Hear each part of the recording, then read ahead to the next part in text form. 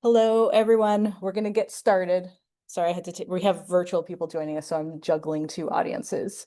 Um, so I hope you all enjoyed this ridiculous animation over and over again. Um, and the music. I'm Rebecca Wright. I'm the acting director of career development. And this is my team. This is Meg, and this is Ben. Meg is going to be monitoring the online room and chat, and any questions there. And Ben will be presenting as well. So we're here to talk about internships, and we're doing this a little bit different just because we want you to get prepared early when you're looking for internships, and it's good to start now just because it tends to sneak up on you, especially with how crazy classes are in the fall and the spring. So I'm glad you're here. We just wanted to give you as much information as possible so that you can have time to plan ahead. So we're talking about just internships in general, the internship program at MassArt, but specifically focusing on spring 2026 and summer 2026, which is probably the most popular time to do an internship. And something to be aware of is it's not kind of every employer, but there are employers who are already posting internship listings for summer and having deadlines before Thanksgiving. It's usually more competitive employers who are trying to get the best students as soon as possible, but that's why we're doing this now, just because we want you to be aware of that. So you can plan ahead and not miss some really cool deadlines, just because the employer is trying to do it super early. So I'm going to get started. So just like what we're covering today, so I'm going to cover the internship program for credit and go over the guidelines. And then Ben's going to talk about resume tips. We do have a resume workshop next week, which is going to go much more in depth on resumes. But we're going to do some basic info here. And then I'm going to talk about the process of getting an internship, our upcoming career fair, and then for questions. After first questions, we're going to do ice cream break, and then we're going to do information for F1 international students at the end. So if that's not you, you don't need to say, you can take off after that. But we are going to kind of do that towards the end. So the first thing I want to talk about is MassArt's internship program. MassArt has a credit-bearing internship program for 3 elective credits. That means if you register your internship for credit, it counts as a class, even though it's off campus with an employer. It is a class for 3 electives, and it can count towards graduation requirements. These are some pictures of students in their internship sites. So I usually recommend that you do 1 to 2 internships before you graduate. And I kind of emphasize before you graduate, just because once you graduate and your status changes to an alum, the number of internships open to you drops. I think I calculated about 50%. And that's because many employers, when they hire interns, they require that it be a current student. So that's just something to be aware of, and you want to have that on your radar before you graduate. There are still internship opportunities after you graduate, and I am seeing some employers, especially since COVID, open that up to recent graduates within a certain period of graduation, like 6 to 12 months. So that does happen, but it's just something to kind of prioritize earlier while you are a student if possible. You could do internships after completing sophomore year through senior year. This is usually because the internship is connected to your major. And so that means sophomore year is the first year in your major. There are possibilities of doing an internship summer after foundation year. If this is something you're interested in, talk to me, since sometimes it can get approved. It just is case by case. Then I also wanted to add that graduate students can do internships usually after their first semester at MassArt. So I'm going to talk a little bit about the word internship. This word is thrown around really kind of loosely by a lot of people. Sometimes they say intern when they mean unpaid, low paid, go for someone who can build a website for no pay. That's not what an internship is, at least not at MassArt. At MassArt, it has to have an educational component. You have to be learning from it. So that means you are working with a mentor who's a professional in your field, and you're shadowing someone who has a career path you may want to kind of copy or do someday. And this can be kind of reflect in different ways. It could be graphic design student working with a creative director. It could be a photography student working with a professional freelance photographer. It could be working in an artist studio. So basically you want to mainly look for someone who has a career that you might be curious about trying yourself. And then that's kind of a good starting point for an internship. The other part is this MassArt. When it's registered, MassArt knows you're doing that internship, where your faculty are making sure it's educational. If you have, in the rare case, something comes up during the internship and you need help, you can come to your faculty or to career development and we can help you. That's rare that something happens, and the most common thing is usually just like changing internship hours. But you do get that support from MassArt once it's kind of registered. So we're making sure that's educational and you're getting something out of it as much as the employer is getting something out of it. So like I said, the main key component of an internship is that it's mentored by a professional. And it should be with an established company, organization, or studio practice. So there is some flexibility, but when like you're working with an artist, you want to make sure they're a practicing artist, they have an established studio, they're actively showing, maybe they teach at a university, something like that. With a company, it should be a company that has been in business for a little while, they have clients, customers, they're making money, they're not just a startup in someone's living room. It should be something that's established. So you're seeing the business aspect of how they operate. And same with an organization, it should just be an organization that is well established so you can kind of learn from them. The other aspect is that it has to offer pre-professional training. They can't expect you to be this perfectly qualified person with all these skills. They have to train you.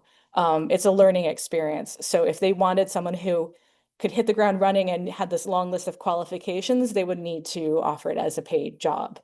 So that's important to know. All internships should be entry level with the skills you have right now from your classes. So it's 3 elective credits. And then within that, it has to fit within one of MassArt's semester. So fall semester, spring semester, or summer. Usually fit between the start of classes and end of classes. The hours to complete within that time is a minimum of 135 hours.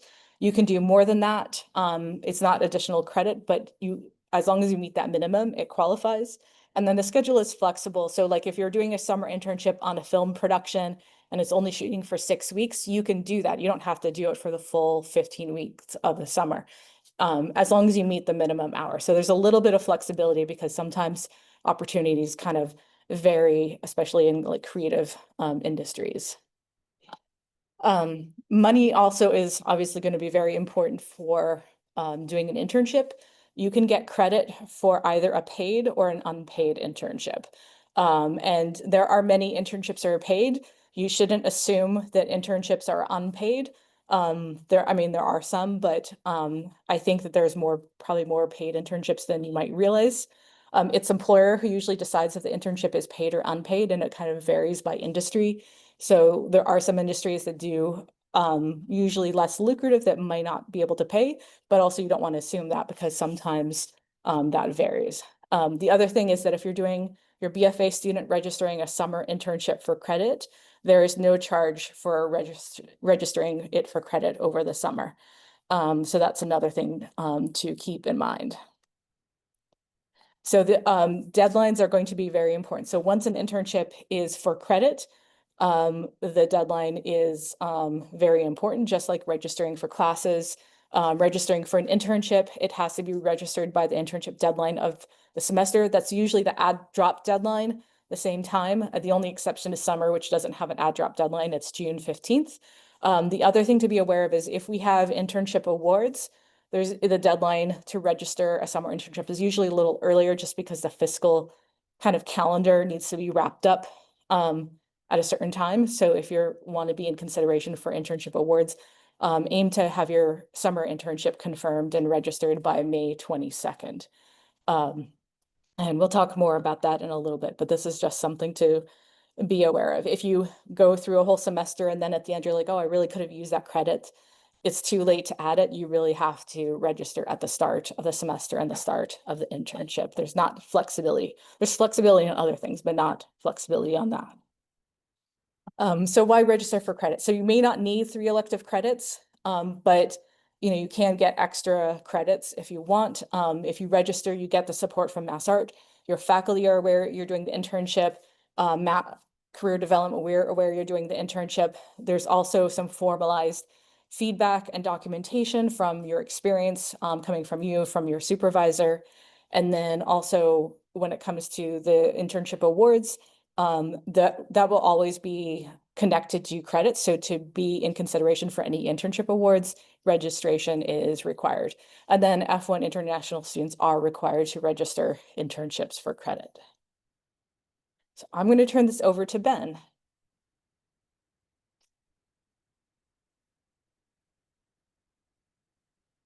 Hi, everyone. I'm Ben. I'm also with Career Development, and I just want to go over the process of creating and submitting a resume. So, getting started with resumes, you want to think really of your resume as a very simple document, almost like raw data about yourself and why someone should talk to you about a job. It's usually going to be one of the first things someone sees about you when you apply to a job. And so it's important to think of this almost as like, as if you're fishing for the job. This is like the bait that's going to get someone to want to speak to you and understand why you're a candidate. So one of the first steps I would recommend for everyone is to use a template. Now, you'll see a lot of templates out there, especially on things like Microsoft Word or on Google Drive. You should be a little careful with those. Sometimes they're designed by, tech company designers who want to make something that looks nice, but might not be thinking as much about the practicality of the document. So what I'd recommend you do is take a look at our resource library. It's free, it's online on Handshake. We have a bunch of different resume templates that are sort of optimized for what we as a career development office have noticed work for students. This is typically going to be something that is sort of a top-down column format for a resume. It's going to be really simple, just text. That's a really key point I want to mention to you all is that a resume really should just be text because it makes it easier for people to read, but it also makes it easier if there's no visual design elements for an unautomated system to scan the text of your resume and import it into a hiring platform, which a lot of companies do use. So I'd recommend using one of our templates, writing a rough draft, and then scheduling an appointment with myself and my colleagues here in career development where we can give you feedback on your resume, help you get a better idea of what should or shouldn't be on it generally, and how to customize your resume draft for each individual job that you apply to. And then once you've met with us and gotten a better idea of how to edit your resume, finalizing that resume and using it to apply to a job. So I mentioned customizing it really is important. So I call that sort of tailoring a resume for each individual internship because you don't want to just submit the same thing every time because every job is different. Every job's going to have different requirements. It's going to be looking for slightly different things, even if it's similar. So you really want to be tailoring your document by, picking out keywords from the job description and seeing if there's synonyms on your existing resume.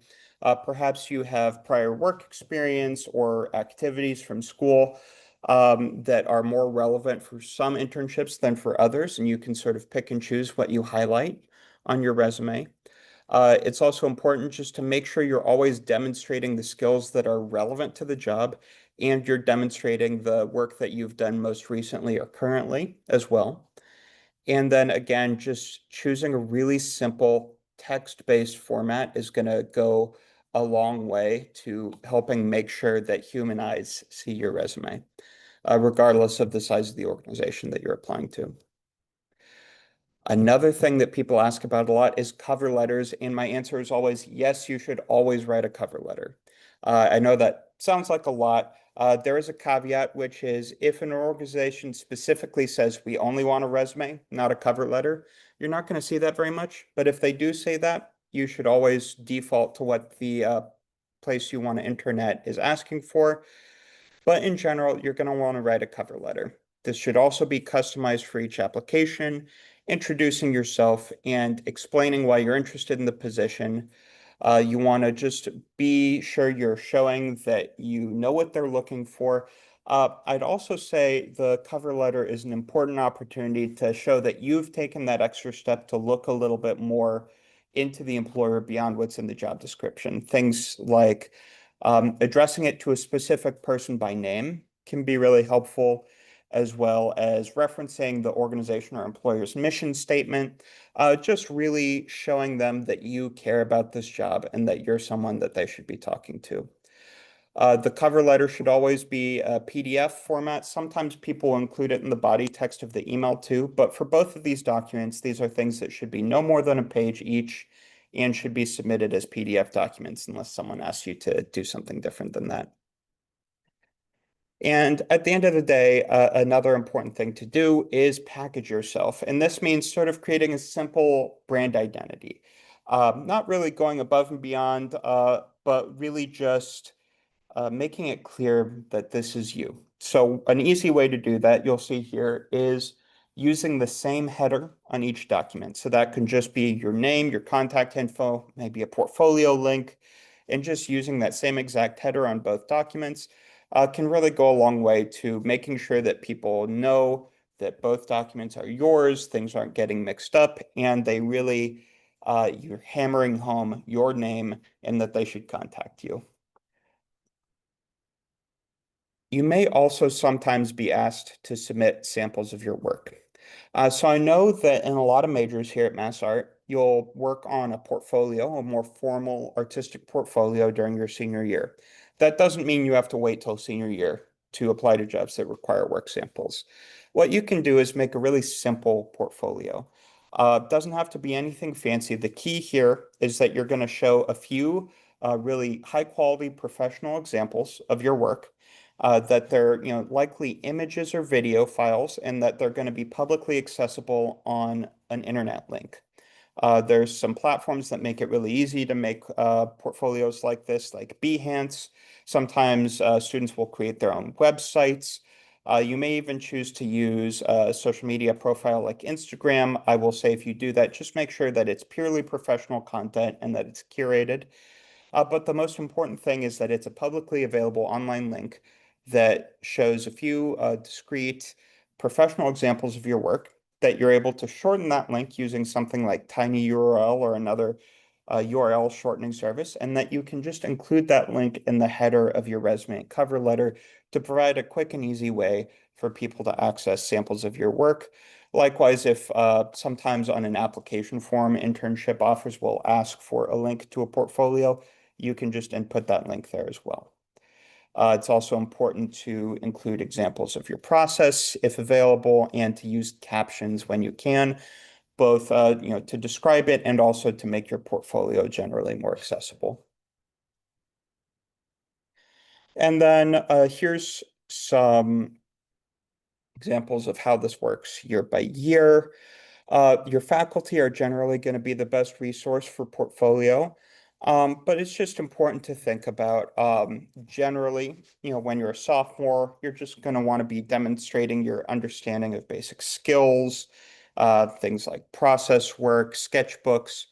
And then junior and senior year, you're want to focus more on your major specific work, your personal style, your interests, and then also deleting older work that might not be as relevant to the job that you're applying to. And it's important to just sort of continually update your portfolio, but also your resume and your cover letter, because that information is always going to be changing. Those lists of skills, experiences, artworks are always going to be expanding as you continue working. So it's important to know that you can always sort of add and subtract content from these documents. They're living documents, but that you can also always curate them for each specific job that you're applying to. So thank you very much. And if you have any questions about the resume, cover letter, or portfolio process, please feel free to schedule a one-on-one appointment with myself or my colleagues. We have a nifty blue and green sticker with a QR code for scheduling one-on-ones that you can feel free to take at the end of the session. So yeah, feel free to come by. Okay, so next I'm going to talk about the process of getting an internship and how that works. So the most important thing to know is that you drive the process. The search process for getting an internship is exactly like the job search process that you will do after you graduate. And it is part of the experience, because it's sometimes new and it's something to learn, because this is how you're going to be looking for jobs after graduation. So the reason why we're doing this presentation now is that it usually is good to start thinking 2 semesters in advance of when you want to do the internship. So if you're thinking about a summer internship, this is a good time to start thinking about it. The other thing to be aware of is employers will have different deadlines. I wish I could say if you apply by this date for a summer internship, you're all set.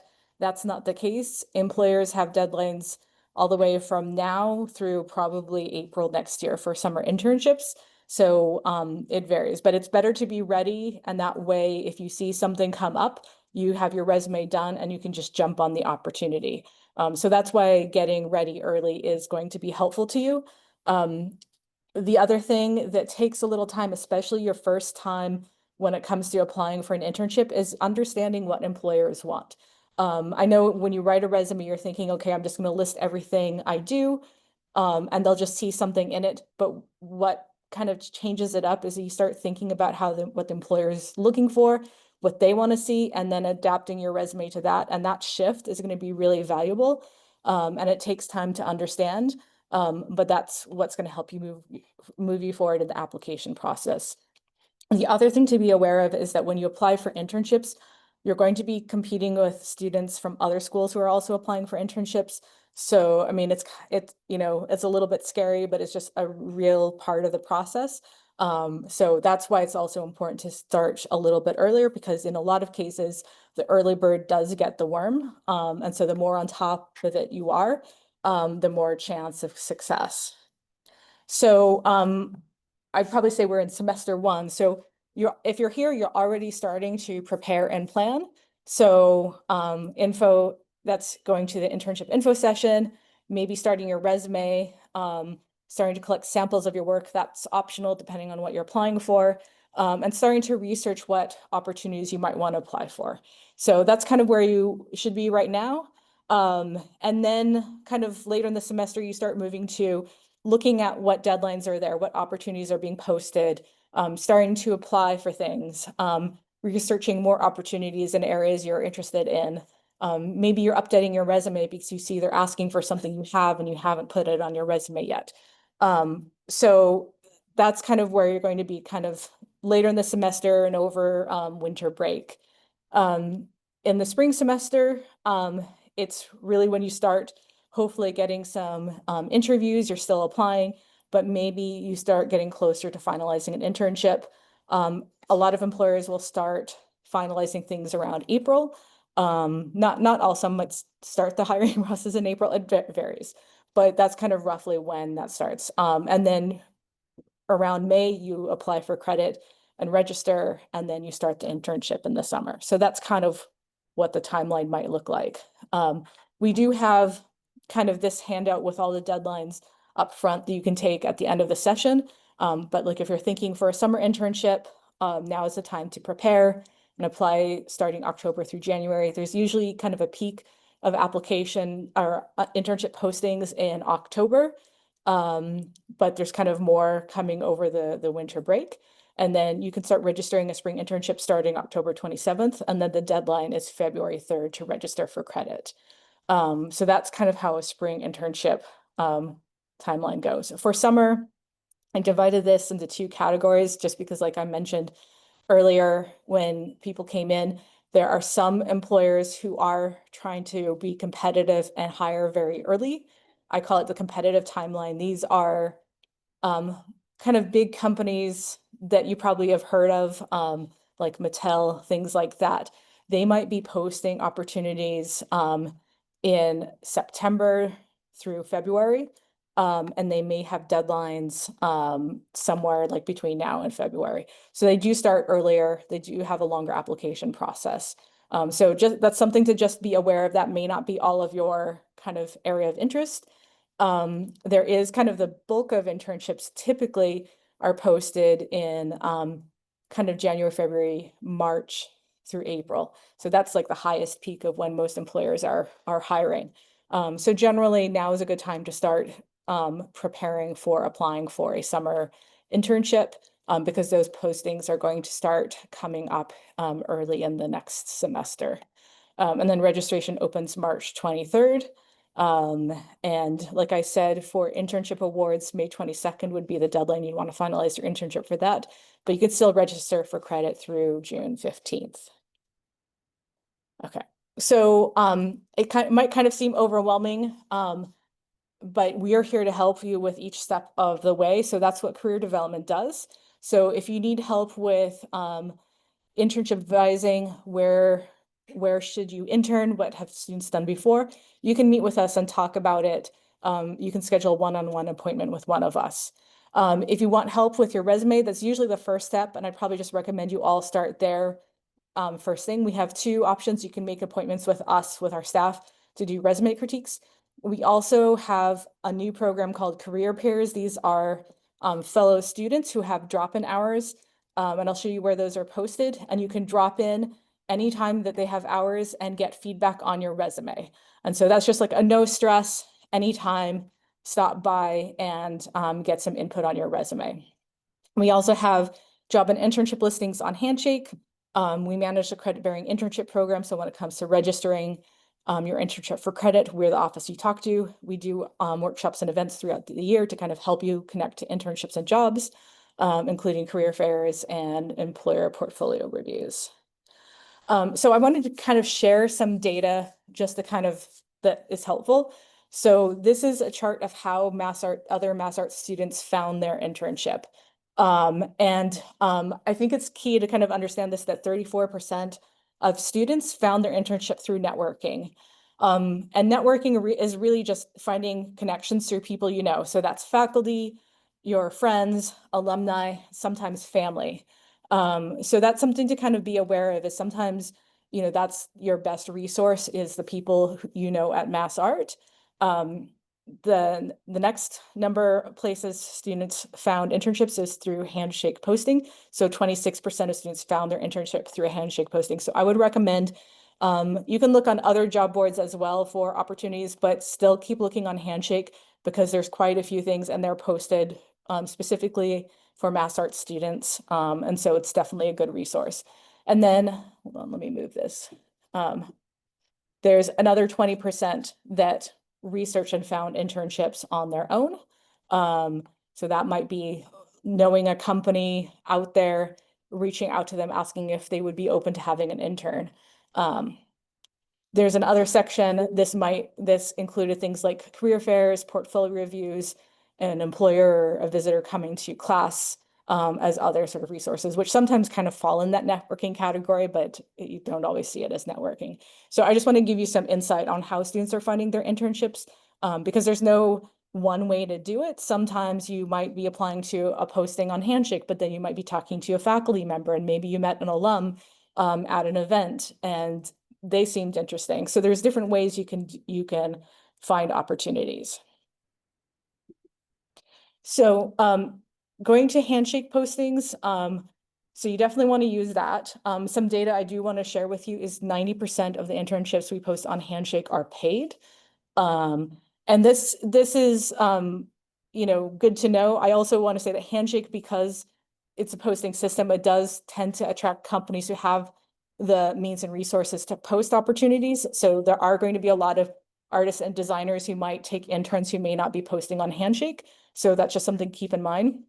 But also, when students register for credit at Mass Art, 54% of the internships that are registered are paid. So a good number of students are doing paid internships. But when you're looking on Handshake, what I recommend is using a keyword search.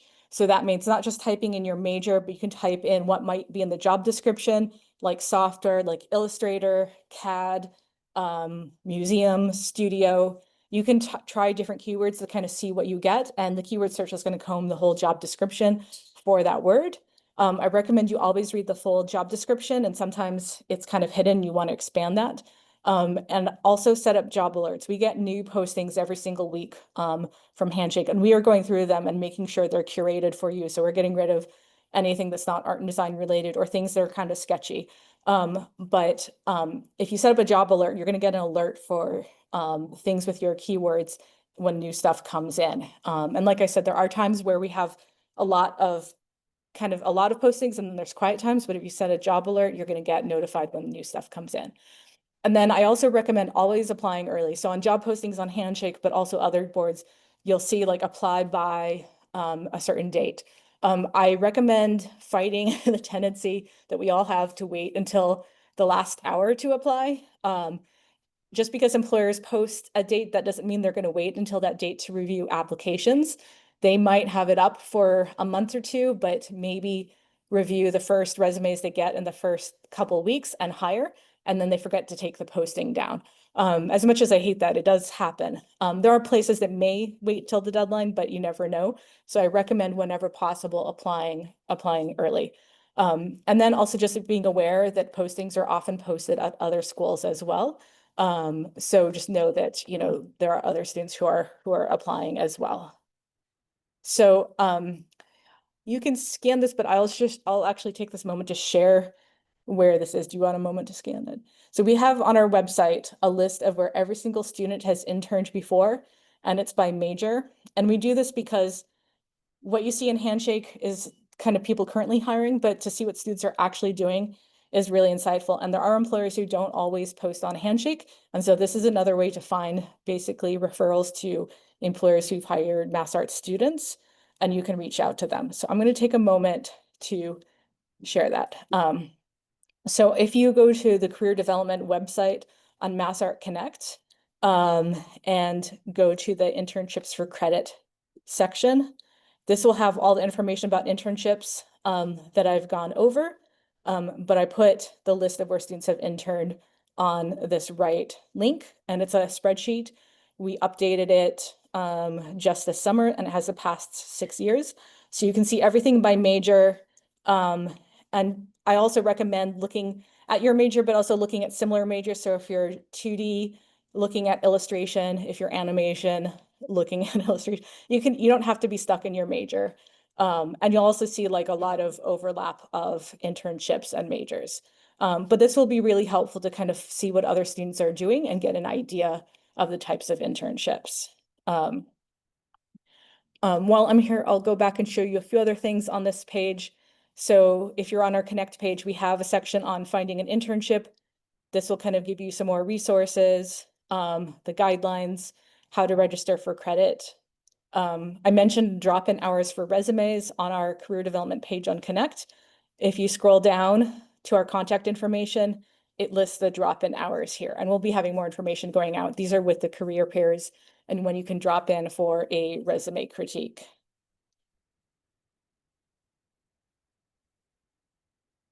I'm going to show you quickly on Handshake how you can set up a job alert. So let's say you're looking for an internship with CAD that uses CAD as a skill. You can just put that in there and then select internship. And that's going to show you all internships that have the word CAD in it. You can filter it further by location if you want to. But if you want to set a job alert, it's just, you see this thing here, you can just click that over and that will do job alerts. And you can also update how you get them, whether you get them by email, a push mobile notification, some other things. So that is a tip right there to keep track of this stuff. And internships, we do get things every single day. You can sort by the newest job. So if you want to get the newest deadline and be the first one to apply, you can also sort by that. So that's just one tip with kind of applying. I'm going to go back to the presentation. So you're not required to look just on Handshake for an internship, so you can look on other job boards. Some I like is Indeed.com. It's a job search aggregator. It pulls postings from a lot of different places and puts it in one area. Hireculture.org is a Massachusetts-based job board that focuses on creative jobs, so museums, galleries, theater, music, things like that. So it's all kind of related to the arts. So I'd recommend that. And then there's sometimes if there's professional associations related to your major, they might have a job board as well. So that can be another resource. If you know companies that you're interested in, If you go directly to their website, sometimes they will have a section for jobs and internships. So sometimes it's just finding where it's located. It might be in the work with us or career section or contact us. And if you hunt a little bit, they might have like an area that explains if they offer internships. This is for hero or for hire. They often don't post internships on Handshake, but they have this kind of eternal posting on their job board. And that's what some companies do. So that's why I say don't always wait. You know, you can use Handshake, but sometimes going directly to a company might give you some other ideas. And then I want to kind of also just mention that like the networking thing is real. So it's good to just talk to your friends, talk to your faculty, mention that you're doing an internship. You can ask them questions. Your faculty may know artists or employers that might be of interest to you. They might kind of have a connection. You never know. So it's good to just like talk to people. You can also, even if you have a small network, you can always meet new people. So that's why we're doing a career fair this fall. It's an opportunity where you can talk to people, ask questions, expand your network, find new places to connect to. At our career fair, we're also going to have a portfolio review option, which might be more for designers, but that's a way to kind of connect with someone and get some feedback. So our career fair, we're doing a new one. We used to only do one in the spring. Now we're doing one in the fall and one in the spring. The fall one is going to be virtual. The spring one is now going to be in person. So we're doing two formats. They both have pros and cons with each format. The virtual tends to be quieter. You have more dedicated time scheduled with a representative. It's also, you know, Zoom fatigue is a real thing. So, you know, sometimes it's not as exciting as, you know, an in-person career fair. But we're doing that in the fall, and then the spring, we're going to have it on March 18th in the DMC, and we should have the whole place full of tables with employers, and you can walk up to anyone. There's no schedule. You can just go and ask questions. It's going to be a little bit louder, a little less time to talk to people, but it'll be a different format. So that's something to think about. The fall one, we're offering letting employers, if they want to review samples of work, they can opt into that. So we're tweaking it a little bit to hopefully make it more helpful. So the spring one is going to be March 18th in the DMC. So more info will be coming out about that. I'm going to just do a quick thing as well. So if you're in Handshake, if you want to see the employers who've come to the fair so far, if you go to the events, you can see the Creative Career Networking Fair. So we do have, I think we're up to 13 employers already. So we have Brookline Interactive Group, Umbrella Art Center, Demerge Studios, they do video games, MFA Boston, Neoscape. We also have, let's see, Mass Mocha, I think Peabody Essex Museum, a Green Roof Company, some other studios and museums. So I'd recommend you all check that out. We have some new names that we haven't had before, so it's going to be a cool event. And it's a good way to kind of ask questions and get information and learn what employers are looking for when they hire. Okay, so back to slideshow. So internships awards. So our internship awards, we don't officially have the money for this year yet. We hope to get word on that hopefully by early next semester. I hope to have it, so I expect it will probably be the same, but here's a little overview of how it works. Our award, it's a need-based award. We gave out about 40 to 50 awards last year. And to be considered, you have to have registered an internship for credit this fall, next spring, or next summer, and also have a current FAFSA on file. It's need-based, and what we do is we take the list of every student who registered an internship and send it to financial aid, and they cross-reference it with that information, and then they select the recipients. Both paid and unpaid internships qualify, so if you have a paid internship, you can still get this award. The award is not payment for the internship, it's just to help offset costs of doing the internship, because usually if you're paid, it's still not a huge amount. This helps offset like housing, food, transportation, all that stuff that kind of happen when you're doing an internship. All undergraduate students are eligible for the award, and we hope to have like a more formal announcement of the award, next spring. So kind of stay posted, but this typically the deadline we would expect to be May 22nd, which is the week of commencement. So that's kind of a little bit how that works. And all undergraduate students are eligible. So like in-state, out-of-state, and international students would be eligible for this award. So next, I can answer some questions. Yes.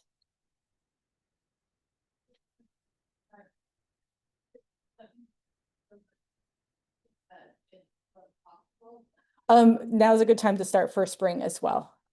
Yeah, spring internships. So summer tends to have a much longer preparation application time because it's popular for both students and employers. But for spring internships, it's not as long of an application sort of period, but definitely now is the time where you want to get started on the process for spring as well.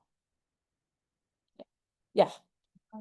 I know you said it counts as a 3-credit elective. Can that be for studio electives as well? It's studio elective usually. For history of art, it's a heart elective.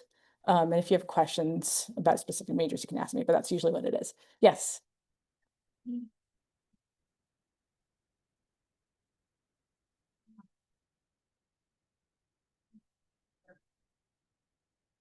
You mean when you're applying for a job?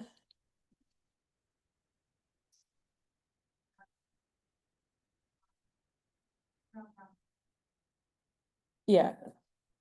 So usually internships and jobs are different kind of opportunities. They're kind of structured very differently. So when you're searching on Handshake or you're searching on another job site, you want to search specifically for internships because the employer has designed them to be educational.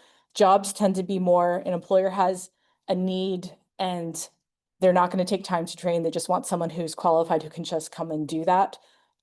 So there is a little bit of a difference. In some kind of occasional situations, a job can be turned into an internship, but that's kind of on a case-by-case basis. So I'd probably say if there's a specific opportunity, like if you have something, you can talk to us. Did that answer the question? Yeah. Okay. Yeah.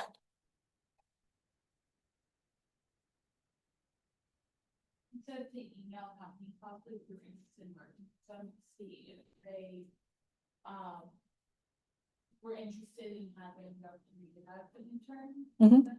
Yes, you can reach out. It can by email. Sometimes like if you're in a gallery, they're open to the public, you could talk to them in person theoretically.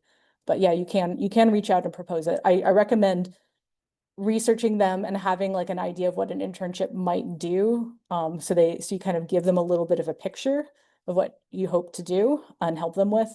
And we do have in our resource library and Handshake, we do have some template letters of inquiry that you can borrow from. Yeah. Did that answer? Yeah. I think a lot of students actually do get opportunities that way. So yeah, it's called just like inquiring about an internship. Sometimes if it's someone your faculty knows, you can just say like this faculty mentioned you and I just wanted to reach out. So you can kind of do that. It's, it is possible. A lot of people do make connections that way. Yeah. Yes. So, like, if a job offer, like all the thing, like somebody says that they both have like a position for a job and an internship, how would you like select if it was a job or an internship? You mean they're like labeling it job or internship for the same opportunity? Yeah, like basically, we're looking for a job in this place or an internship. I'm not sure if I totally understand the question. So usually if they're offering an internship, you can just say, I'm interested in applying for this as an internship. If it's kind of ambiguous on their end, probably when you get more closer to if they offer you the opportunity, working out the details with them. But I'd probably say in that case, like if you have questions, maybe you could come talk to one of us and we can kind of help the process of how to negotiate that. Sometimes an employer doesn't necessarily know how an internship works. And it's just a a matter of us talking to them about our program requirements and clarifying that, and then it's fine. So we can help with that if they're not clear, or if you're hoping to kind of get it to be structured like an internship, we can kind of help clarify what that might mean. Question offline. I was asking, how many weeks does a typical summer internship have, and how does it depend on the company? So summer internships, the semester runs June 1st through August 31st. Every company is a little bit different with their start and end dates, so it's going to vary. I see some companies with very structured programs where it's 12 weeks, 10 weeks. I see some where they're smaller companies, or maybe they're very flexible and so they adapt it to your schedule. So it's going to vary based on the company. And then occasionally there'll be specific things like a film production that might be shooting for 6 weeks in the area. And so it's kind of tied to that duration. Yeah, but it is flexible, and summer is the most flexible semester in terms of like scheduling the internship. Yes. On like Handshake or doesn't it have like a this is like a technical question, it doesn't have like a drop down menu where it's like part-time job, full-time job, and internship, it's just to go on there. And like, is there a way to look for like in the Yeah. So is there a way to like look for things that are specifically internships? yes. So if you're on Handshake, if you go to the job section, if you go to internship, that's going to filter just by internship. And then there's more filters you can open up. You can filter by like paid, unpaid, full-time, part-time, location. But generally like filtering by internship, those are things that our office has looked at. And as far as we can tell from the description, should meet what MassArt looks for in an internship. It would still need to be approved by your faculty and your particular major, but that's how you specifically look at things for internships. And I don't know about Indeed as much. Sometimes you can filter by internship on Indeed, but you might have to hunt for the setting. Yeah. So yeah, another question? Do internships and country, or are we allowed like by law and like though that work for It would be limited to internships within the United States. Outside of the United States usually goes through study abroad or some other international provider outside of our program. Any other questions? Okay, cool. So we're gonna take a break for ice cream. And then after this, we're gonna rejoin for the international stuff. If you're not an F1 student, you don't need to necessarily stay for that. So we'll probably be about like 5 or 10 minutes. We have ice cream up front, also handouts, stickers, and all that. Yeah.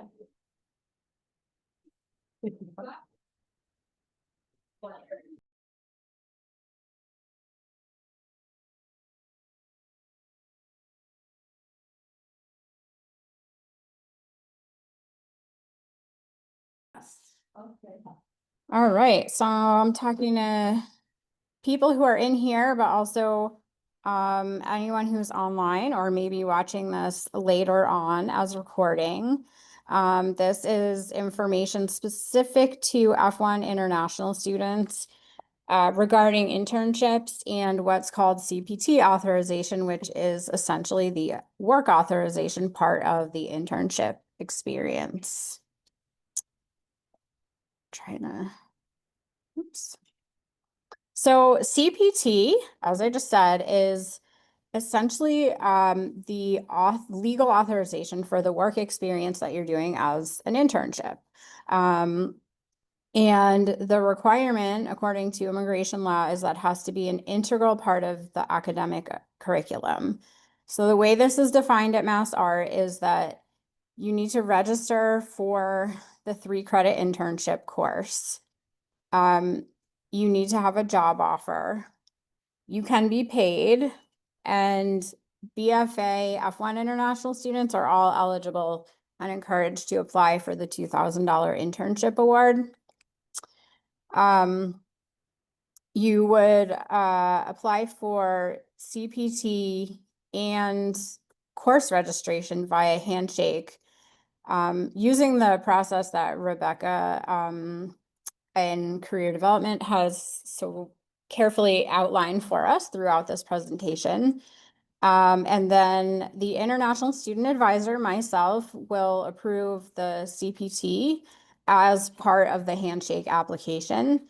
And when I do, I will go in and authorize your CPT in your CVIS immigration record. I will submit a new, create a new I-20, and I will send that to you. There's no fee for CPT, and it's authorized in-house, so it's usually fairly quick. Grad students do pay the course fee because the way the tuition is structured for grad is by the credit, so it's a little different than undergrad. And CPT, lastly, has no effect on OPT, which stands for Optional Practical Training, which is most students use for their post-completion work option. However, there is a pre-completion option for OPT as well. And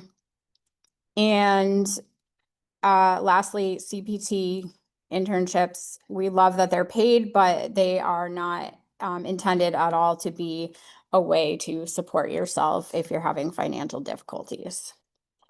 So in order to be eligible for CPT as an F1 international student, you have to have been in F1 status for 2 consecutive semesters or 1 academic year.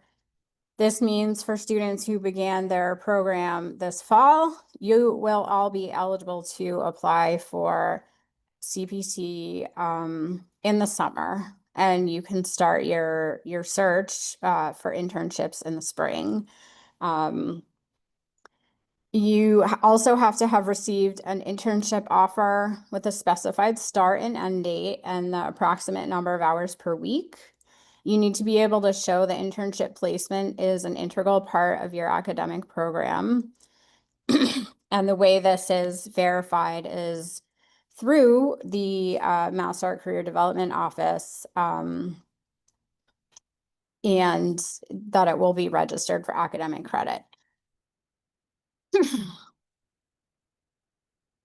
Sorry, there we go. So CPT should be authorized before the start of the semester you're participating. And it is done on kind of an academic timeline. So as Rebecca also said in her presentation, the deadlines are usually at drop. Because that is the last day that you can be registered for a course. So the dates are, for spring coming up, February 4th, you need to be registered by. Summer, May 23rd, if you're doing the $2,000 award, and June 17th, if you're just doing the academic credit. It is important to know that it is a violation of your F1 status to begin working before CPT authorization. You cannot work until the listed start date in your Handshake application, and it will also be on your I-20 document and in your CVIS immigration record.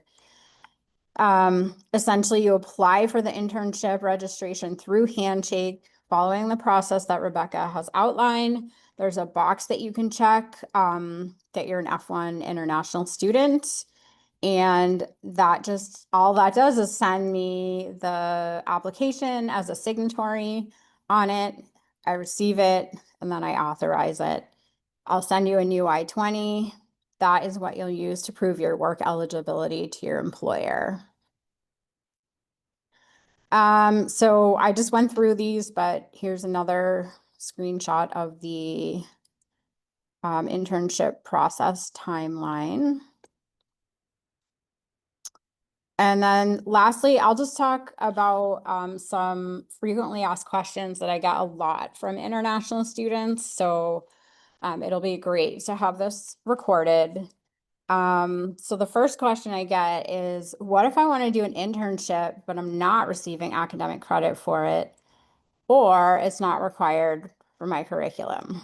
So unfortunately, as an F1 international student, you're only eligible for CPT if the opportunity is integral to your academic curriculum. So if you're not receiving academic credit, or you don't want to receive academic credit, whatever the reason, the only other option is to consider applying for pre-completion OPT instead. I have yet to have, I think, any students apply for pre-completion OPT, but it's important to know that it's an option. I'm not going to talk through the specifics of how you do pre-completion OPT, but there are some drawbacks as compared to the CPT internship possibility. So I usually try and push you the other way. Come and see me if you have questions. Is this the case even if the internship is unpaid? Yes, it is, because even if it's unpaid, you still should have appropriate authorization for the experience. And I usually get in response to that, but I thought volunteer work is okay. So I'm going to outline very clearly, there's a difference between volunteer work and just an unpaid internship. So an example of volunteer work, like true volunteer work, is like working at an animal shelter, a homeless shelter, or helping to serve food at a soup kitchen, maybe doing some volunteer hours at a hospital. An example of an internship, you're assisting at a graphic design company to learn practical skills and build your resume. So that's the difference right there. And I often will also get a question about how can I figure out if it's unpaid internship versus volunteer. If you're not sure, contact me. Feel free to send me the posting, come and see me, whatever you're most comfortable with. And then next question is, I'm applying for an internship for academic credit, but I want to work longer than one semester. Is this possible? So students are required to complete their internship within about 2 weeks of the end of the semester they're registered for credit for. In rare cases, students will sometimes register for academic credit again in the following semester and continue working for the same company. However, they'll need to show that they are learning new skills or taking on slightly different role than the one they had during the first internship experience. And then I will just add to that, that again, if you want to continue working on at that same internship, you're not able to find something different, whatever the reason, you may also want to consider pre-completion OPT. I heard that using CPT now can affect my ability to apply for OPT later on. Is this true? So shorter answer is yes, but you have to have worked full-time CPT for 11 and a half months or more, which I've never ever had happen. In large part because most students do CPT for 1 semester, maybe 2 semesters. So essentially, CPT is normally concurrent with a semester, and students are authorized for like 3 to 4 months of CPT at a time. So in order to get even close to the 12 months, you would have to do like 3 internships, probably 4 internships, which is, even for our students who are very excited about internships, that's a lot and it would be hard to fit into your academics. So I'll leave it at that. I will open it up for some questions, but I do want to say that I always encourage international students to use the opportunity to apply for CPT. I also work with international students who later do post-completion OPT. Sometimes if you're in a STEM eligible field, I then assist them with a STEM extension OPT. And then even work with them around moving to a different immigration status through an employer. So I will say that the students who have done CPT or internships prior to when their post-completion work starts are definitely much further ahead as far as their career goes, what they know they want to do, etc., in terms of their getting hired. So I do always encourage international students to take advantage of doing an internship for credit, at least one to two prior to your graduation. And I believe that will put you in a much better spot for hopefully finding work while you are on your post-completion work permission. So I will open up for questions now. I think Rebecca said there's no any online, so does anyone in here have questions? Yeah. They said before was that a lot of the most active companies, they start applying like I think this year. But basically we can't because we can only start applying in February.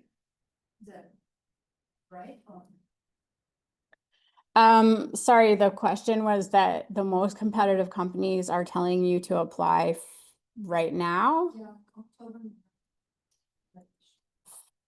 Oh, you can actually apply, you just can't start working until this summer if you just got here. So if they're doing their hiring that early for summer start, then yeah, you can apply. Oh.